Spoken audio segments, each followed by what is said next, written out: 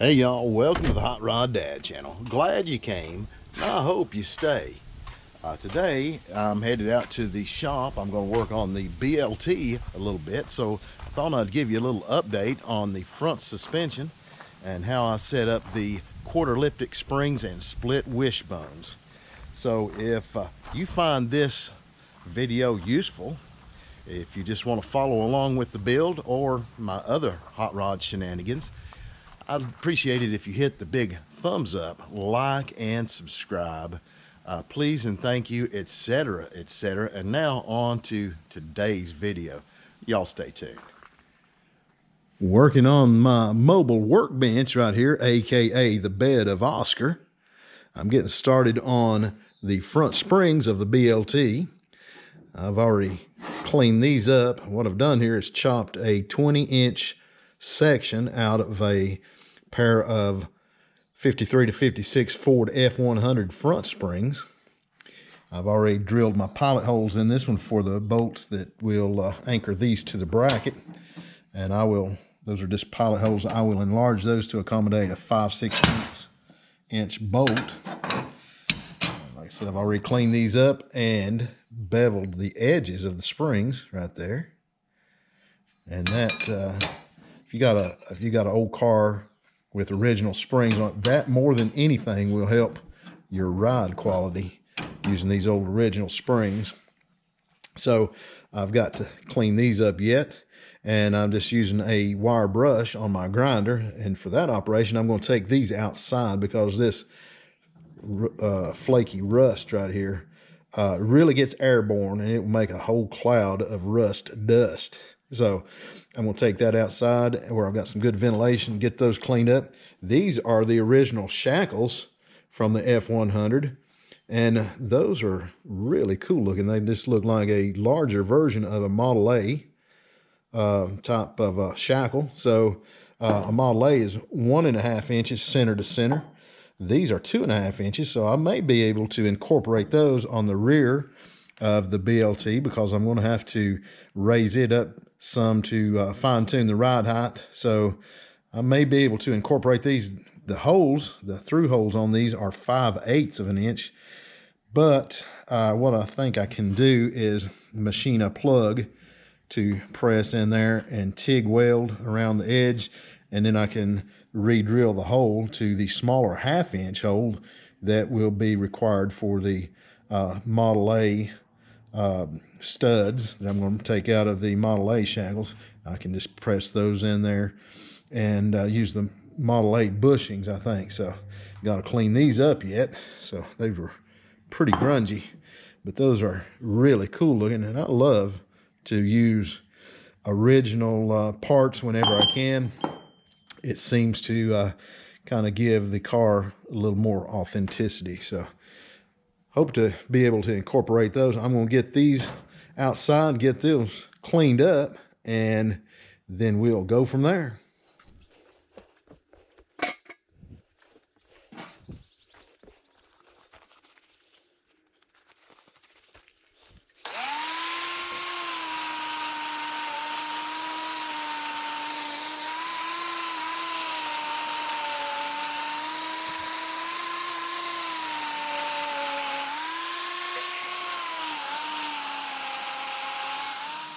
Okay, moving on to the mounts for the springs. What I've done here is cut out a couple of plates out of 1/4 inch steel, and I've sandwiched the springs in between those plates with a couple of 5/16 bolts. And these plates are square on this side. They've got an angle on this side where it mounts to the frame because the frame is running at an angle this way, but the springs have to be square with each other and square with the axle. So that's the reason for this angle. And the way I got that angle, I just again used my template here I used on the front cross member because it shares the same angle, and I transferred that angle onto the steel and cut that out. Now I've got these springs sandwiched in between there, and what I'm going to do now is take this 1 inch wide piece that I cut out of same 1/4 inch stock, and it'll go there. And then I've got this piece. It's got a little kicker on it. It will weld onto the end like that to the frame to give that a little more support. This one I've already welded together, as you can see on here. Now I've left this top. I just tacked it in the corners right there. Reason being, I'm going to weld the lower portion onto the frame solid, and I'm a little bit unsure about the curvature of the springs. I may end up having to re-arch those a little bit. I think they're going to be about right, but I'm going to leave that top plate just tacked until I get the weight of the car on it and see what it looks like. May have to fine tune them a little bit. When I get it where I want it, then I'll just weld the top up solid, and then that'll be that'll be permanent. So all right, I've got the spring clamped on here. I got jack under it, under this end right here to help hold it up. It needs to go that way just a little bit, just a hair. I've got my clamp back here on the back, and that's preventing it from doing that. Also, it needs to come up right here just a little bit. You can see right there, not exactly square with the frame. So what I'm going to do is put a tack right here, good heavy tack, and that will act kind of as a hinge. I can knock that spring in that way just a little bit, and I can knock it up this way, and that will get it square with the frame that way and this way. And then I'll put another good strong tack there, and then one on the bottom, and then I'll move on to the other side over there. Now I've got my tack right there on that corner. I knocked the spring that way just a little bit, and I knocked it up that way just a little bit, and that's just about perfect. So I'm going to go ahead and get another tack here and one on the bottom. Okay, I've got both sides tacked on there now. This worked out really nice. Give me a good stop to rest that spring up against. You see how that's turning out. So next thing I'm going to cut these tacks off, pull that plate off, and I will locate the axle, get my measurement between that perch and that perch, and I will drill the holes in the axle and bolt it onto the front there, and then I'll move on back to the back. Now I know that y'all sharp-eyed hot rod dad viewers are going to notice that those spring pockets went from raw steel to safety yellow, and that is because I ultimately ended up redoing those. The springs that I had on there originally ended up being way too soft with the 4-pack, and I ended up adding another spring right here. Rather than fighting with the old brackets and cutting them apart and reusing them and all that stuff, I just elected to build new ones right there. So I just whipped up a new set. In fact, I was so confident that the spring rate would be okay that I welded those up solid, and you'll probably notice that in the earlier clips. But I way overestimated my hillbilly engineering, so I ended up having to cut those back off and whipped up some new ones, and that's the reason for the change. Ultimately, 5 springs ended up being perfect, but the process was the same, so I just used the earlier footage. So from here on out, you'll probably see those being yellow in the following clips. Okay, moving right along, I've got the springs tacked onto the frame on both sides. I've got the axle drilled. I've got the spring hangers bolted on right there. I've got the shackles on. I've got the wishbones temporarily installed on the axle. I've got a little weight on the jack on either side. I've got jack on either side right here, so started jacking the car up. And if you've ever fooled with quarter elliptics any, without that wishbone anchored back there, this axle just flops around if you start trying to put any weight on it. So what I did, because this frame is running out here a little bit long. I just had a couple of pieces of 1/4 inch material laying around. I put those in there just for a stop, and so that I'll have a uniform spacing on both sides. When I started jacking the car up, it just stopped when it got up against that, and that prevented it from rolling on over. And it provides a uniform spacing on either side right there, and kind of sets the angle for these shackles. These should be at about a 45 degree roughly. So now I'm moving on back here to the back of the wishbone, and I will have to, I've just got that bung slid up in there. I'll have to weld that up because I've already got my angle on the shackles, and I've got some weight on these springs, so that should be about where they ride at. I can go ahead and locate this back bracket. So this is the bracket that I'm using. These came from Speedway Motors.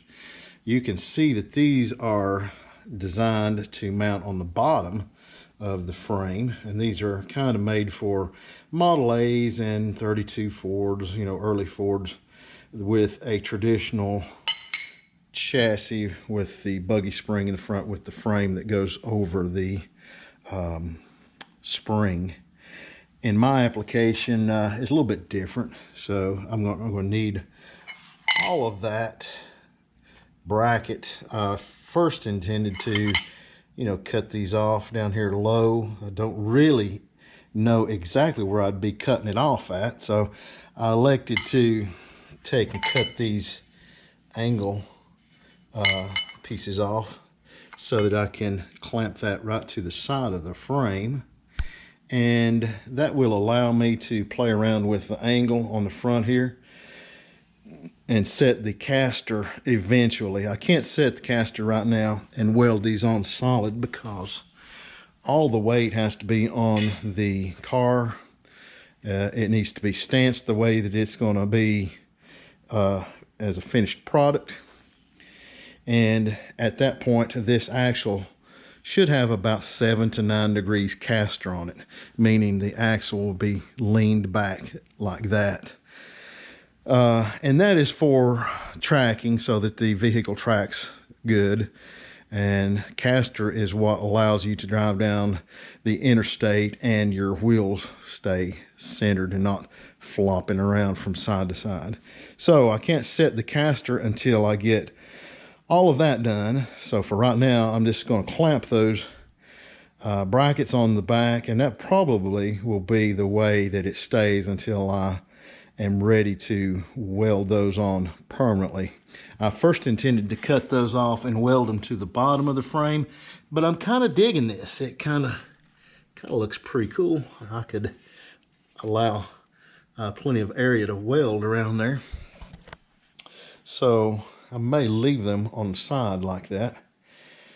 And we'll see when we get to that point. But once I get to the point where I can set the angle of the caster, I can raise and lower that back bracket to set that caster. And once I get it where I want it, then I can weld that up solid. So I'm going to go ahead and take the wishbones back off, and I will install the bungs and reinstall them on the front end, and I'll just have those back brackets clamped in place.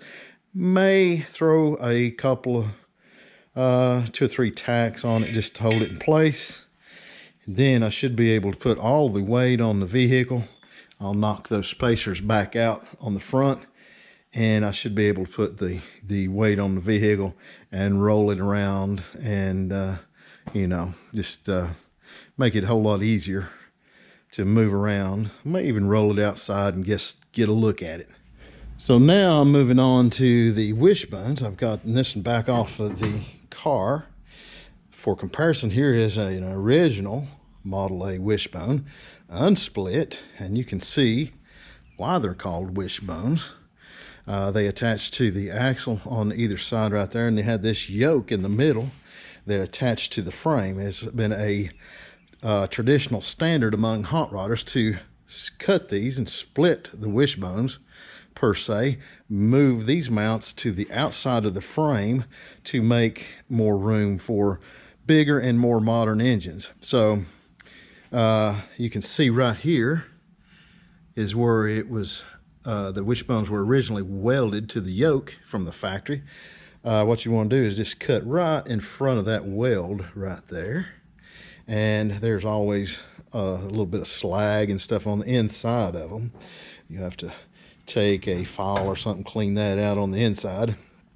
These are the bungs that I got from Speedway Motors, and they will insert right in there like that, and they will be welded up around the outside.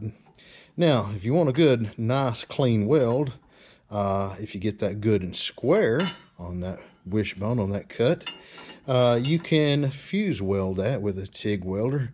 It makes for a nice, clean weld, but it's not really all that strong. So what I generally do is come in here on the side, and I will cut out a little section right there, and then I will weld that from the side, and it will penetrate all the way in there onto that bung, and that will bear the brunt of the load. And then you put your nice pretty bead around here. You don't have to grind it down or nothing, but you can clean this one up on the side. Now, I do that on two sides. I do that on, you know, both sides, and that gets good penetration, and it will hold that indefinitely. And right here is the tie rod end that screws into that bung. These are early, say 46 to 48 Ford tie rod ends. So now you can see right here, I've just taken a cutoff wheel and a grinder, and I've made a couple of slits in the wishbone right there, and I cut it just a little bit right there. I can't go too deep or it would cut into the part that I don't want to cut on the wishbone. I just did that to weaken it a little bit. Now I'm going to take my pliers, just break that section out. Now I've got a nice little relief right there that I can put a good amount of weld in, and I'll do the same on the other side.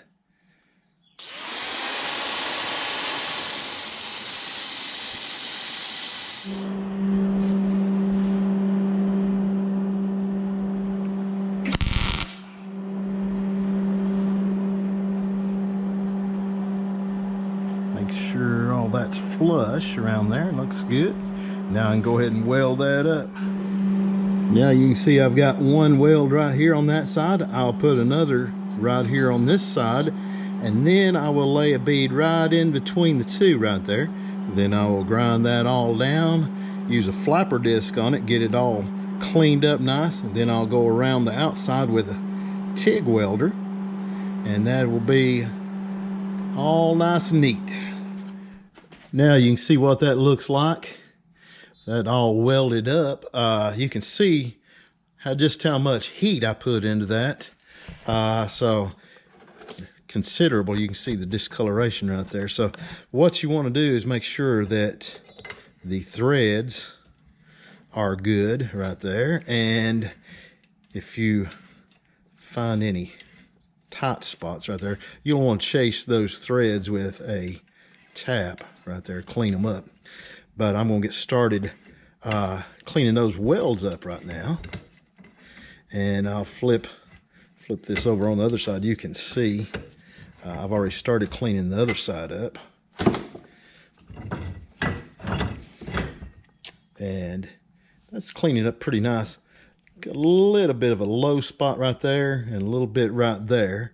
And it's got plenty of weld in there, but I'm just going to add a little more right there just to get it surface level, and then I'll clean all that up. Use a flapper disc on it, and you'll not even know that weld is there then.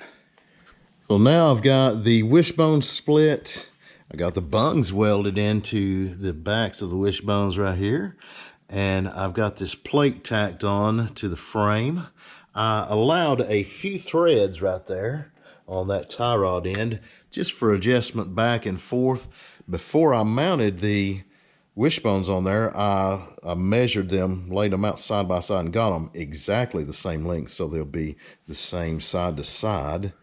And I got so excited about this thing, seeing it on all fours on its own weight for the first time, that I rolled it outside, shot a little walk around video of it, and you can see that here or somewhere in here. I'll put a card so that you can check that out. And so now I'm going to move on to cleaning up this disaster of a shop and getting ready to go to the Shades of the Past car show coming up next weekend. So look for my coverage from that show coming up soon. And until next time, y'all get out there and build something. That's right. y'all get out there and build something.